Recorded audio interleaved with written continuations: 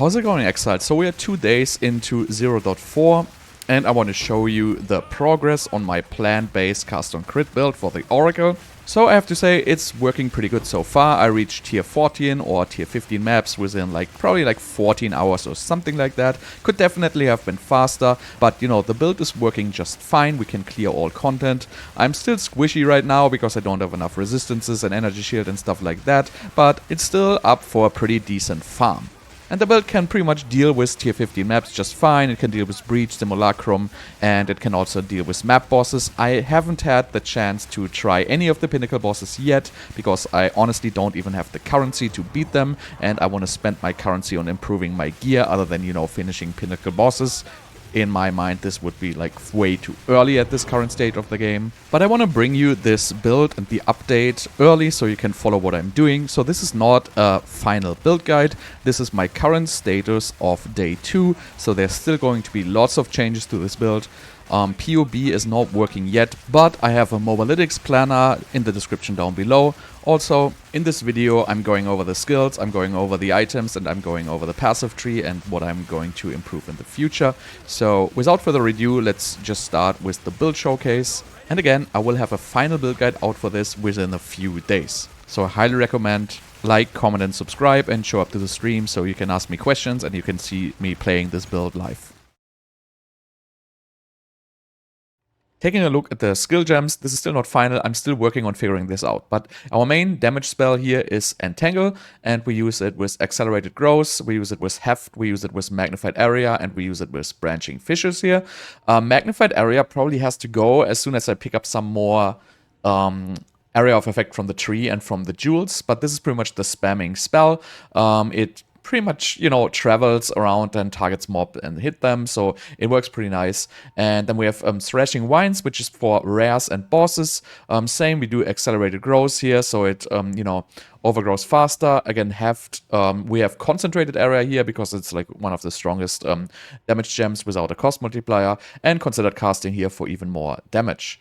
Then we use Cast on Critical, and in my Cast on Critical I like to use Bone Cage. So Bone Cage does a significant amount of damage. As you can see, it does 309 to 599, which is actually pretty high for a physical spell, and it also gives Pin. So Pin is actually pretty nice. It will, you know, pin the rares in position. They're not going to move, and, you know, as long as they're not range, you're not going to have any trouble picking them up. Unfortunately, you know, Bone Cage originates from your character, so you have to use Astral Projection here, so it basically originates at the target location. And also one thing to keep in mind, Bone Cage has a very high crit chance. It has 15% base crit chance, so it's pretty much the same than a Blood Mage has. So if you look at this skill right now, it already has a 42% crit chance right now, and my crit is pretty low. If you look at my crit at Entangle, it's 28%. So even without speccing any heavily into crit, this Cast on Critical Bone Cage here only needs 100 energy and already has 40% crit, so this is pretty nice. Again, Astral Projection, so it doesn't originate from yourself. Then we have Boundless Energy and Heft support as well. Then we have Thunderstorm. You pretty much drop this while walking, so your plants all get watered. We use it with Overabundance and Expand, so it basically drops twice and it's larger. Then we have Prolonged Duration and Rapid Casting. Again, this is completely... I don't know if it's a bad setup, but, you know, the damage of Thunderstorm doesn't really matter, but I assume you can do a much better setup here. I'm still working it out. Vulnerability, pretty much just for boss fights with Heightened Curse, Curse Ground, and Prolonged Duration. And then we have Convalescence here with cooldown recovery and Prolonged Duration. Since, you know, my only defensive layer right now is Energy Shield, I kind of need Convalescence. And we have Barskin here, which gives you a little bit of extra armor with Prolonged Duration and Clarity. But I think this doesn't really work all that great for me because I don't have any, you know, armor modifications. I'm running full Energy Shield here right now, so this is definitely something to improve. I actually have 185 Spirit, so I'm trying to maybe something with Cast on Ailment, so this I don't need this Barskin here, so definitely still looking into the meta gem setup here totally. But, you know, that's what I'm running right now, and you have some interesting options there to go with Spell Totems, which I didn't do yet. But if you use the Brutality 3, basically it can give you endurance charges. Actually, not Brutality 3, it's Armor Break 3. So Armor Break 3 can give you endurance charges. These endurance charges you can use to use spell totems. Again, I didn't incorporate that into my build yet. I'm not there, but you could potentially use this with a tornado or something. But, you know, I'm still working on this. So this is for the gems, and Sigil of Power, obviously, is just our weapon swap for more damage. So taking a look at the gear. So first of all, I want to start with the stuff, because this is probably the most important piece, and you can make these for relatively cheap. So what I ended up doing is I was buying a stuff which basically had a high spell damage in the prefix, the 106, which is actually not high, but you know, it's a tier 6 roll. You could get a much better one, but I, you know, just spent like 1x or 2x on this or something like that. And then I got one which had decent suffix. It had cast speed, critical hit chance, and you know, something else in the suffix, as in crit bonus. And so then what you do is you roll the perfect Essence of Sorcery on it for the +5 to all spell skills. And then you're going to end up desecrating it. So as you can see, I desecrated this for 50 spirit. Unfortunately, I mean, this is a pretty awesome roll, actually, but I don't really need 50 spirit in this build right now. So what I was aiming for was, I was aiming for this one here. Increased spell damage per maximum life. Because, you know, if you have 2000 life, and this gives like 5% spell damage with 2000 life, right? This is like a 200% damage. So this is actually a pretty strong modifier if you can get it. Also, spells that cost life could work nice, because this can also roll fairly high. It can roll up to like 178%. And you know, getting a little bit of life cost on the spells will not be a huge issue. So that was like what I'm looking for. But I got the 50 spirit, so it was like a max roll, so I kept it. But originally I was more looking for like more damage on the stuff, because then you would have a double damage. And even if you have a better prefix, like this cold damage here is okay. But if you had physical damage, you could get a pretty badass staff by, you know, just a little bit buying a little bit bases and crafting a little bit. Then, you know, for my other gear, it's pretty much just energy shield, rarity, energy shield on my armor. I try to aim for high energy shield armor because I use it in the tree. Then I just have a random +1 spell skills with spirit. I wouldn't even need the spirit, but this has a lot of energy shield here. We allocate efficient casting here for more mana cost efficiency. This build's pretty mana hungry. Then I have 2 random gold rings. I try to pick up cast speed and some resistances. Here I don't even have resistances, but some mana regeneration. So lots of stuff to improve here. For the gloves, I also just looked for resistances here pretty much. And I looked for mana per enemy kill. That's a pretty cheap stat, and it really helps you in early mapping. And for my boots, I just have double resistance boots. I have the mana cost efficiency after dodge rolling. I almost never dodge roll, but I was looking for like a chaos resistance suffix, but unfortunately I didn't get one desecrating this. And, you know, desecrations right now are still pretty expensive, so I opted for like these, you know, 25% boot space, which were pretty cheap. Right now I only have 2 charms, so I play a Soaring Charm and a Stone Charm for freeze and stun immunity. And, you know, flasks, pretty much, you know, flasks are flasks, right? And on the weapon swap, I just have a random chiming stuff for now. I don't really see the reason to, you know, overspend on these, because you really just use it to drop a sigil on the boss fight. So this is my current gear right now, and lots to improve, especially in the ring and amulet slots. The stuff is pretty good, but you can get a much better one with, you know, a bit of investment. And then obviously we gotta get doppel sockets and, you know, soul cords and all that stuff.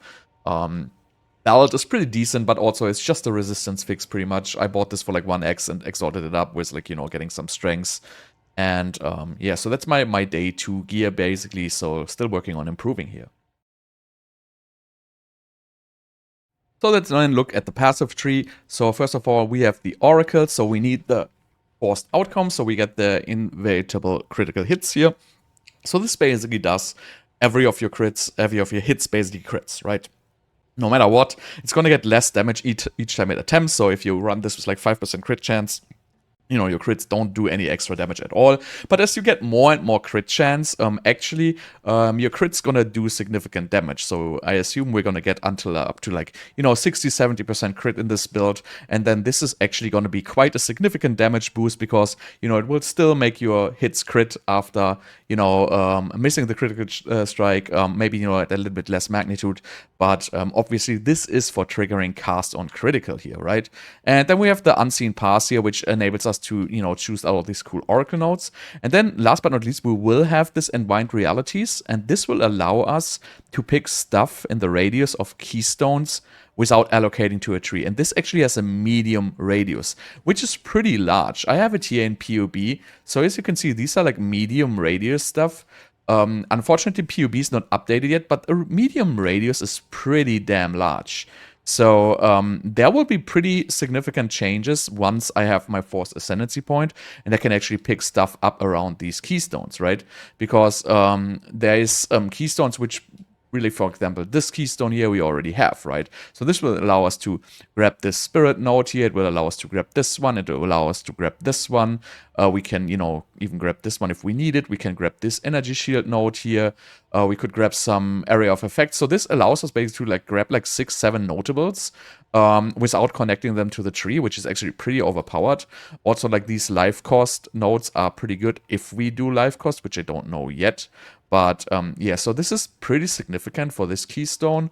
Then, you know, this keystone here, if we can take Mind Over Matter, I have to think about if we can. But if we can take this, this is also pretty awesome. You can get like these, you know, Arcane Surge stuff. You can get the Storm Charged here. You can get these Energy Shield nodes. You can get this cast speed node here. You might even get this cast speed from this one, by the way. You will be able to get this one. So you can actually pick a lot of notables without any connection. About this one here, I think there's like nothing really important for us in here. I didn't look it up, but you know, there's some keystones really. I mean, this one would give us a little bit less critical strike damage, but you know, you can choose some stuff. So we have to figure this out once we are there, because, you know, there's also keystones over here which might be like pretty significant. But anyway, let's go over the path. So I choose to grab the skill effect duration. I think I want to change it to go this way just to pick up a little bit more damage, but I have it right now and I don't want to do a full respec. Then we pick up here hindered. So this basically makes our critical hits or hits hinder enemies, so they will be slowed. These spell damage per strength is actually a pretty strong node, especially because these give 10 spell damage and 10 strengths. Then we go through all these physical damage nodes here over here. We pick up the mana cost efficiency. We pick up Arcane Surge on critical hit. This tree here is for all the plant stuff and gives you like Fisher skills and, you know, plant damage. This here is for 50% increased damage if you triggered a spell recently, and meta skills gain more energy. Obviously, this is nice for cast on crit. Then we have this keystone to give our storms and plants 50% more damage, which is obviously completely overpowered. And then we just pick up the Ancient Aegis here for energy shield. I don't know if that's gonna stay, because there's also, you know, good energy shields nodes over here. I think this is not as good, but I have to play around with it once I have, you know, some more cash and maybe passive building. Then we get all these skill effect duration physical nodes here. This gives like physical damage. Impale on hit is also pretty nice, right? Then you have even more skill effect duration. So these are pretty huge nodes. And then we go down here to pick up the movement speed nodes. This is movement speed and cooldown recovery. So it's pretty decent, I guess. But, you know, I don't need it so much at the very beginning. But I still picked it up. Then we have this crit cluster here, which just gives like 100% crit bonus for just, you know, some reduced skill speed. Crit bonus and crit chance, actually. And last but not least, I have this lightning cluster here to apply shock.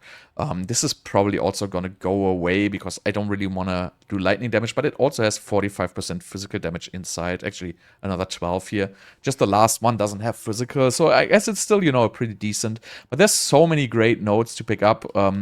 There is still more spell damage nodes. This one, physical damage skill speed, which is a cluster I'm looking to pick up.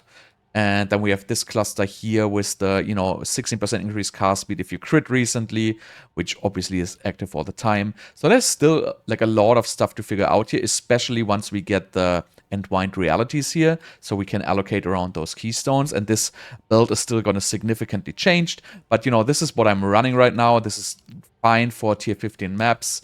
Right now I have Anoint as efficient casting here, since it's pretty cheap, and my build right now is pretty mana hungry. So yeah, this is the current status of the build. Excited to, you know, push this forward and see how far we can go with this build. And yeah, so thank you so much for watching, and I see you on stream. And, you know, you can expect the full build guide to be hopefully out within like a few days, and I will probably make daily updates on my progress for this week.